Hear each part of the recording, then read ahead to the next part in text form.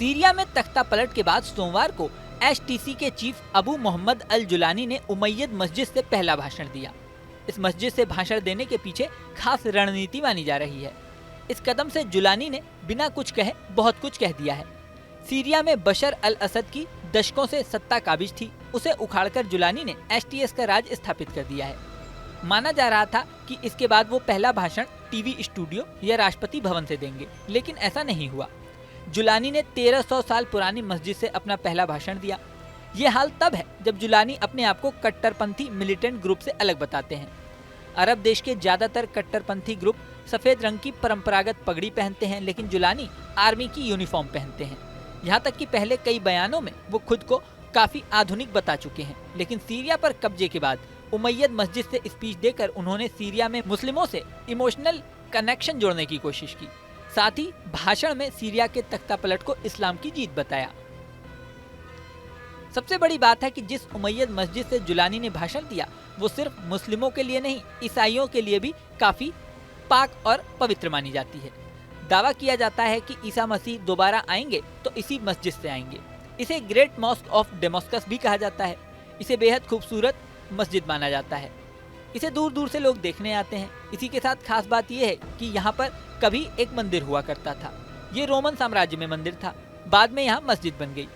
मस्जिद की एक दीवार रोमन मंदिर का ही हिस्सा थी। यहाँ एक मीनार भी है जिसे ईसा की मीनार कहा जाता है। दरअसल माना जाता है कि इसी मीनार से ईसा मसीह एक दिन आएंगे।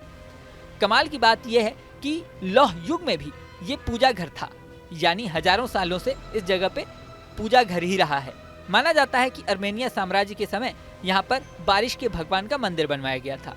64वीं ईस्वी में रोमन साम्राज्य ने यहाँ बृहस्पति भगवान का मंदिर बनवाया। 4वीं सदी में यहाँ चर्च बना दिया गया और 8वीं सदी में यहाँ मस्जिद बन गई। अब इस मस्जिद से जुलानी ने भाषण दिया है। इस भाषण में जुलानी ने ईरान को सीधी धमकी दी है।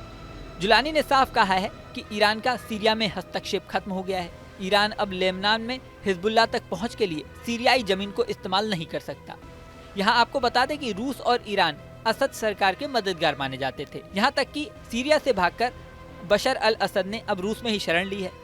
जुलानी ने रूस के लिए कुछ नहीं बोला, लेकिन ईरान को निशाने पर ले लिया। यहाँ ये बात भी समझने वाली है कि अमेरिका जुलानी के ही खिलाफ रहा है। अमेरिका ने जुलानी के सिर पर $10 मिलियन का इनाम भी रखा हुआ है। ऐसे में संभावना थी कि जुलानी भी ईरान से करीबी बढ़ाने की कोशिश करें, लेकिन उन्होंने ऐसा नहीं किया। अब सवाल है कि जुलानी ईरान के खिलाफ सख्त रुख अपना रहे हैं, तो क्या अमेरिका जुलानी को लेकर नरमी बरतेगा? बता दें कि जुलानी खुद कभी अलकायदा और ISIS से जुड़ा रहा था, लेकिन 2017 में उसने इन ग्रुपों से संबंध तोड़कर एचटीसी ग्रुप की स्थापना की। साथ ही जुलानी ने खुद की छवि चमकाने की कोशिश की। उसने खुद को कट्टरपंथी की बजाय आधुनिक दिखाने की कोशिश की।